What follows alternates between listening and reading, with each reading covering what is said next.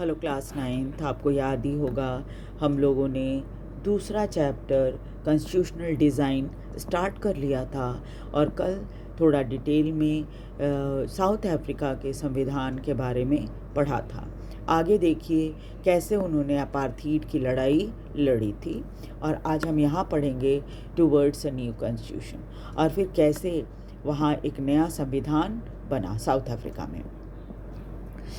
As protest and struggle against apartheid had increased, धीरे धीरे करके अपार्थीड के विरोध में साउथ अफ्रीका में प्रोटेस्ट और स्ट्रगल, जैसे हमारे देश में स्वतंत्रता के लिए लड़ाई लड़ रहे थे, प्रोटेस्ट कर रहे थे, स्ट्रगल कर रहे थे, उसी तरह से वहाँ भी अपार्थीड के विरुद्ध बढ़ने लगा स्ट्रगल और प्रोटेस्ट।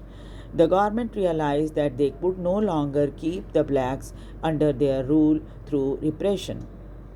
धीरे धीरे करके सरकार को ये बात समझ में आने लग गई कि अब वो काले लोगों को ज़बरदस्ती दबाकर अपने शासन में नहीं रख सकते।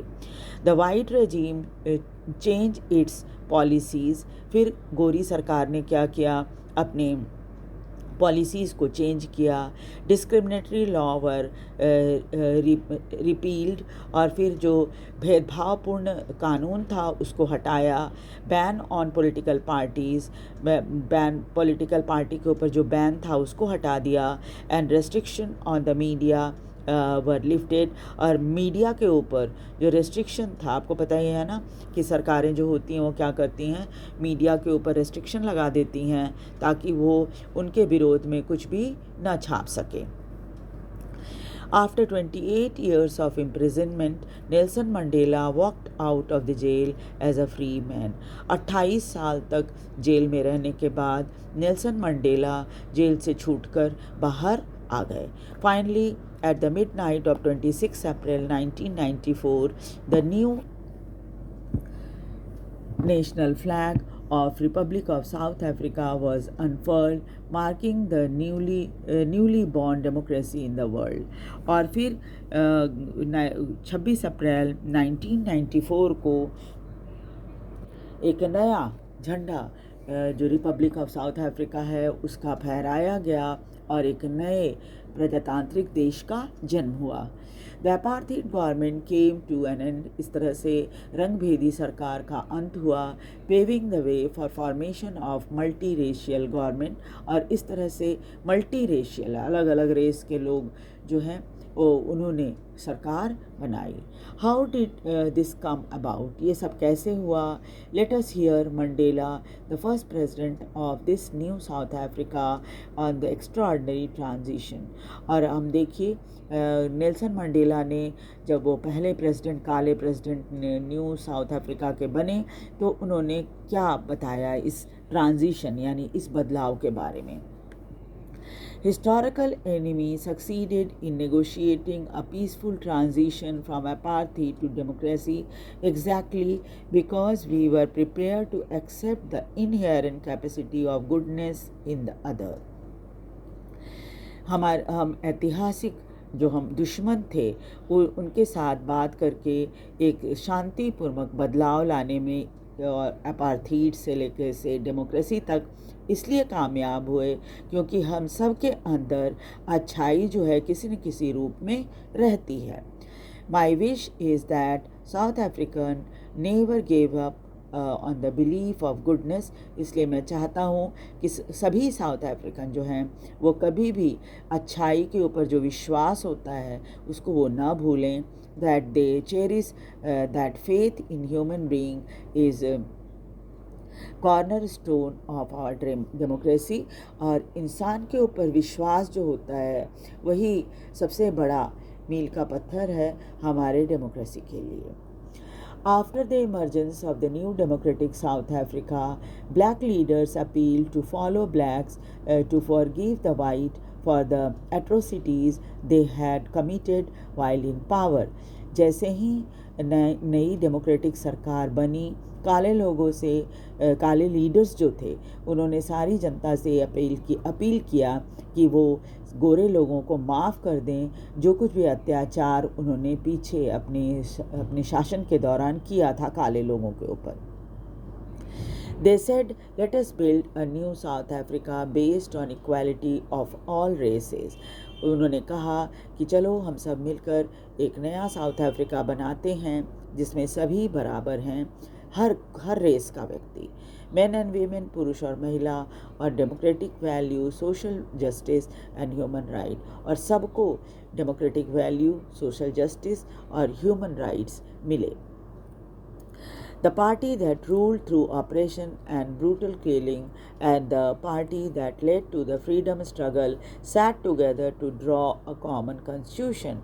एक पार्टी जिसने कई सालों तक अत्याचार करके कई लोगों को जान से मारकर शासन किया था, और एक ऐसी पार्टी जिसने फ्रीडम स्ट्रगल को लीड किया, जो अफ्रीकन नेशनल कांग्रेस पार्टी थी. वो अब क्या था, दोनों मिलकर एक कॉमन संविधान बनाने के लिए बैठे थे.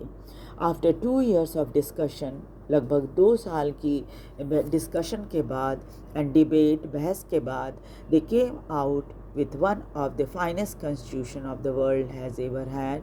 और 2 साल की डिस्कशन और डिबेट के बाद उन्होंने दुनिया का सबसे बेहतरीन संविधान बनाया. This constitution gave to its citizen the most extensive right available in any country. इस संविधान ने अपने नागरिकों को वो ऐसे अधिकार दिए जो किसी भी देश में अवेलेबल नहीं हैं. Together they decided that in the search for a solution to the problem, nobody should be excluded, no one should be treated as demon. और इस संविधान को बनाने के दौरान वो सभी सॉल्यूशन को ढूंढा गया उन प्रॉब्लम की, जिसमें कोई भी हर प्रॉब्लम का सॉल्यूशन ढूंढा गया ताकि कोई छूट न जाए और किसी को ये न माना जाए कि वो राक्षस है. They agreed that everyone should become part of the solution.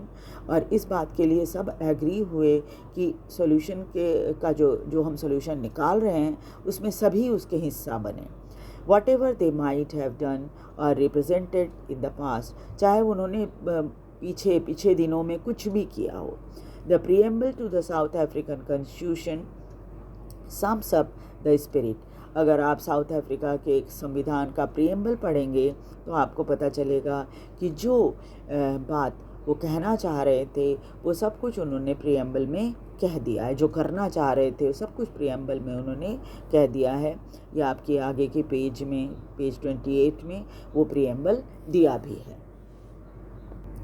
ये है पेज नंबर 28 जिसमें साउथ अफ्रीका का प्रीएम्बल लिखा हुआ है. साउथ अफ्रीका के संविधान का प्रीएम्बल दिया गया है. The south African constitution inspired Democrats all over the world. और जैसा संविधान साउथ अफ्रीका में बना उसने दुनिया के बहुत सारे प्रजातांत्रिक देशों को प्रभावित किया है, इंस्पायर किया, प्रेरित किया. A state denounced by the entire world till 1994 as the most undemocratic one is now seen as the model of democracy. 1994 से पहले तक एक देश जिसे एकदम बिल्कुल सबसे ज़्यादा अनडेमोक्रेटिक माना जाता था वो दुनिया के सामने डेमोक्रेसी का मॉडल बन गया था. What made this change possible was the determination of the people of South Africa to work together. और ये सब कुछ इसलिए संभव हो पाया, ये चेंज इसलिए संभव हो पाया क्योंकि साउथ अफ्रीका के लोग जो थे वो इस बात के लिए दृढ़ प्रतिज्ञ थे कि वो मिलजुल कर काम करेंगे to transform bitter experience into the binding glue of rainbow nation. और अपने कड़वे अनुभव को एक ग्लू, जैसे आप जानते हो ना, गोंद है ना चिपकाने के लिए जिसको हम इस्तेमाल करते हैं, तो अपने बिटर एक्सपीरियंस को क्या करेंगे, एक ग्लू की तरह इस्तेमाल करेंगे ताकि वो सतरंगा नेशन बना सकें. Speaking on south African constitution, Mandela said. South Africa का जो संविधान बना उस पर नेल्सन मंडेला ने क्या कहा उसको देखिए. The constitution of south Africa speaks of both the past and the future. South Africa का जो संविधान है वो हमारे बीते दिनों के बारे में और हमारे भविष्य के बारे में बात करता है. On the one hand it is solemn pact in which we as South African declare to one another that we shall never permit repetition of our racist, brutal and repressive past. और वो बताते हैं कि कैसे हम लोगों ने ये एक दूसरे के साथ तय किया था मिलजुल कर कि हम लोग इस देश में दोबारा वैसी पुरानी वाली जो स्थिति थी जिसमें रेसिस्ट, ब्रूटल और रिप्रेसिव जो सिचुएशन थी, जब गोरी सरकार थी, तब जब अपार्थीड था, तब उसको हम दोबारा नहीं आने देंगे. But it is more than that. It also charter for the transformation of our country into one which is truly shared by all its people. A country which in the fullest sense became to all of us, black and white, women and men. और इसके साथ ही साथ इसके अलावा और भी बहुत कुछ है, जिसमें क्या है, एक चार्टर था ट्रांसफॉर्मेशन का इस देश का. इसमें सबने बराबर शेयर किया था, चाहे वो काले हों, गोरे हों, महिला हों, पुरुष हों, सभी. ठीक है, तो सबने मिलजुल कर इस संविधान को बनाया था ताकि भविष्य में दोबारा ऐसी स्थिति ना आए जैसी कि पहले हुई थी जब अपार्थीड सरकार थी तब. ठीक है, तो नेक्स्ट क्लास में हम लोग why do we need constitution पढ़ेंगे, हमें संविधान की ज़रूरत क्यों पड़ती है, इसके बारे में बात करेंगे. और वीडियो को लाइक और सब्सक्राइब ज़रूर कर दीजिए और शेयर भी कीजिए ताकि दूसरे बच्चे भी इसे देख सकें. Thank you very much.